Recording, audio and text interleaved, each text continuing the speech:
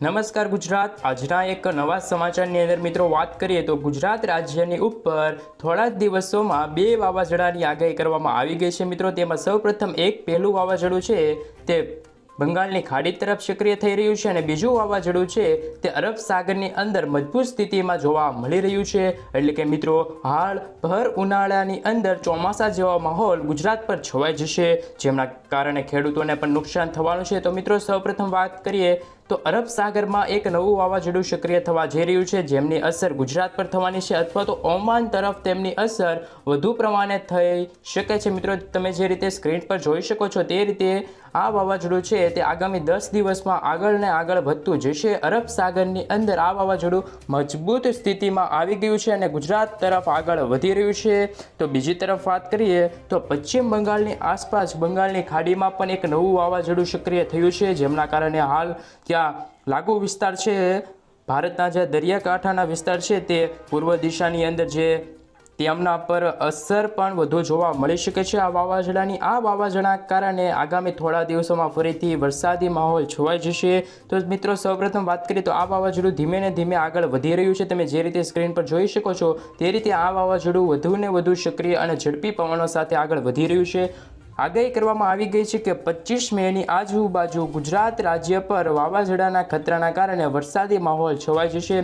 વરસાદના કારણે ત્યાં ભારે પવનો ફૂંકાશે। ગુજરાતના દરિયાકાંઠાના વિસ્તાર છે, સુરત લાગુ વિસ્તાર છે, જેમ કે મિત્રો ભાવનગર લાગુ વિસ્તાર, અલંગ, સુરત, ભરૂચ, મહુવા જે લાગુ વિસ્તાર છે ત્યાં અતિ ભારે વરસાદની આગાહી કરવામાં આવી ગઈ છે। સાથે આ વાવાઝોડાની ઝડપના કારણે પવનો 100 કિલોમીટરથી 150 કિલોમીટરની ઝડપે પવનો ફૂંકાશે, જેમના કારણે ગુજરાત પર ફરીથી આફતના સમાચાર ગણી શકાય છે। મિત્રો ગયા વર્ષે પણ બિપોરજોય નામના વાવાઝોડાએ ભારે તબાહી કરી હતી, જેમના કારણે ઘણું નુકસાન થયું હતું। પણ મિત્રો આ વાવાઝોડું જો તેમની સ્થિતિ થોડીક સરળ અને સારી રહેશે તો આ વાવાઝોડું ગુજરાતને નહીં ટકરાય। જો વાતાવરણમાં ફેરફાર આવશે તો આ વાવાઝોડું છે તેમની દિશા બદલીને દરિયામાં જ સમાપ્ત થઈ શકશે। પરંતુ પશ્ચિમ બંગાળની ખાડીમાં જે સિસ્ટમ સક્રિય થઈ છે, જેમના કારણે વાતાવરણમાં ફેરફાર આવશે, જેમના કારણે પવનો ફૂંકાશે, જેમના કારણે ગુજરાત પર ભારેથી અતિ ભારે નુકસાન થઈ શકે છે। મિત્રો સાથે મિત્રો બંગાળની ખાડીની સાથે અરબ સાગરમાં પણ એક વાવાઝોડું સક્રિય થવાનું છે આગામી થોડા દિવસોમાં, જે તમે મેપ પર જોઈ શકો છો ધીમે ને ધીમે ગુજરાત તરફ આગળ વધતું જાણી શકાય છે। જો મિત્રો તમે સ્ક્રીન પર જોઈ શકો છો તે પ્રમાણે આ વાવાઝોડું છે તે ધીમે ને ધીમે છે તેનું વિક્રાંત રૂપ ધારણ કરીને ગુજરાત તરફ આવી રહ્યું છે। તો શું આ વાવાઝોડાના કારણે અતિ ભારે નુકસાન થઈ શકે છે ગુજરાતને? શું આ વાવાઝોડાનું દિશા બદલાય છે તો આ વાવાઝોડું સમગ્ર દરિયાની અંદર જ સમાપ્ત થઈ શકે?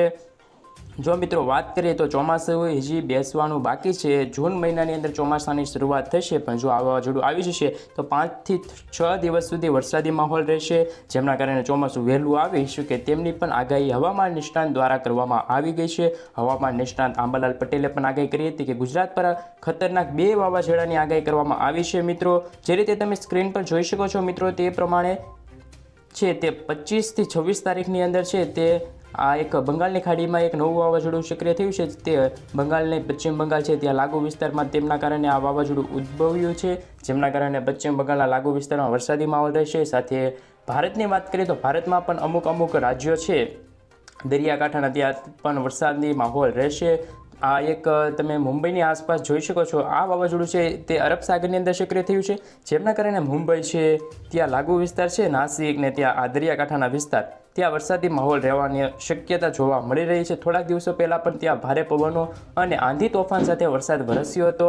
પણ મિત્રો વાત કરીએ તો આ વાવાઝોડાના કારણે કેટલું નુકસાન થશે તેમની હજુ પણ કોઈ પ્રાપ્ત માહિતી નથી મળી રહેલી, કારણ કે જો આ વાવાઝોડું થવાનું છે એ પાક્કું જ છે, પણ આ વાવાઝોડાના કારણે કેટલું વરસાદ વરસશે, શું વાવાઝોડાના કારણે ખેડૂતોના પાક નુકસાન થશે, ખેડૂતોને શું હવે આ વાવાઝોડાની ચેતવણી આપી દેવામાં આવી છે, યલો એલર્ટ પણ જાહેર કરી દેવામાં આવ્યા છે મિત્રો અમુક લાગુ વિસ્તારમાં।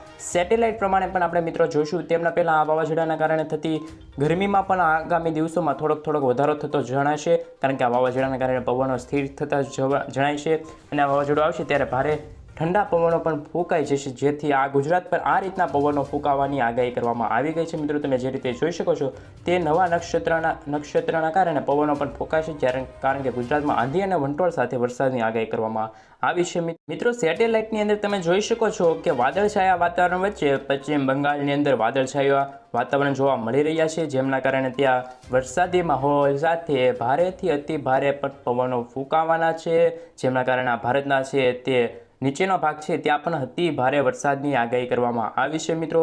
સાથે સાથે બેંગાલુર છે, ચેન્નઈ છે, તિરુપતિમ છે, શ્રીલંકા દેશ છે ત્યાં પણ હવામાનમાં ફેરફાર થતો જાણવા મળી રહ્યો છે મિત્રો. અને ગુજરાતની વાત કરીએ તો ગુજરાતની અંદર વાત કરી લઈએ તો ગુજરાત પર આગામી દિવસોમાં થોડાક ગરમીનો અહેસાસ પણ થઈ શકે છે, કારણ કે વાવાઝોડું સક્રિય થશે. હાલ નવું નેતૃત્વનું નક્ષત્ર જોવા મળી રહ્યું છે, જેમના કારણે પવનો આ રીતે છે તે ગુજરાત તરફથી પસાર થશે, જેમના કારણે વાતાવરણમાં તો હાલ ગરમીનો અહેસાસ થઈ રહ્યો છે. અને દરિયાકાંઠાના લાગુ વિસ્તારમાં હાલ વાદળછાયું વાતાવરણ પણ જોઈ શકો છો મિત્રો. આ વાતાવરણના કારણે હાલ ખેડૂતો પણ હેરાન થઈ શકે છે, કારણ કે ખેડૂતોને નુકસાનનો વારો પણ આવી શકે છે મિત્રો.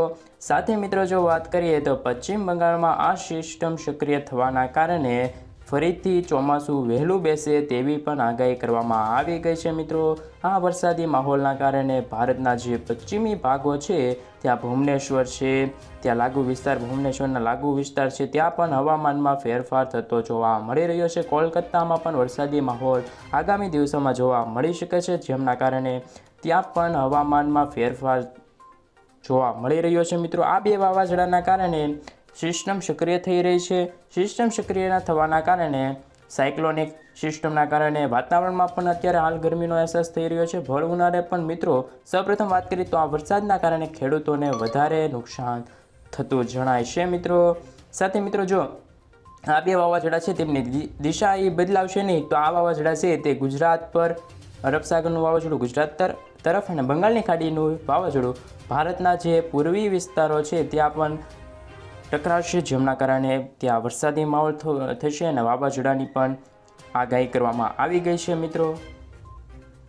વાત કરીએ તો હાલ ભર ઉનાળે ચોમાસા જેવું વાતાવરણ જોવા મળી રહ્યું છે મિત્રો. બંગાળની ખાડીમાં એક નવી સિસ્ટમ સક્રિય થવા જઈ રહી છે, જેના કારણે ગુજરાતમાં આગામી 4 દિવસ સુધી વાતાવરણમાં ફેરફાર થતો જોવા મળી રહ્યો છે અને આગામી દિવસોમાં વાદળછાયું વાતાવરણ પણ જોવા મળશે મિત્રો. સૌપ્રથમ વાત કરીએ તો બંગાળની ખાડીમાં એક લો પ્રેશરના કારણે એક સિસ્ટમ સક્રિય થઈ છે, જેમના કારણે દક્ષિણ ભારતની અંદર હાલ વરસાદી માહોલ જોવા મળી રહ્યો છે. ભર ઉનાળે ચોમાસા જેવો માહોલ દક્ષિણ ભારતના વિસ્તારમાં જોવા મળી રહ્યો છે મિત્રો.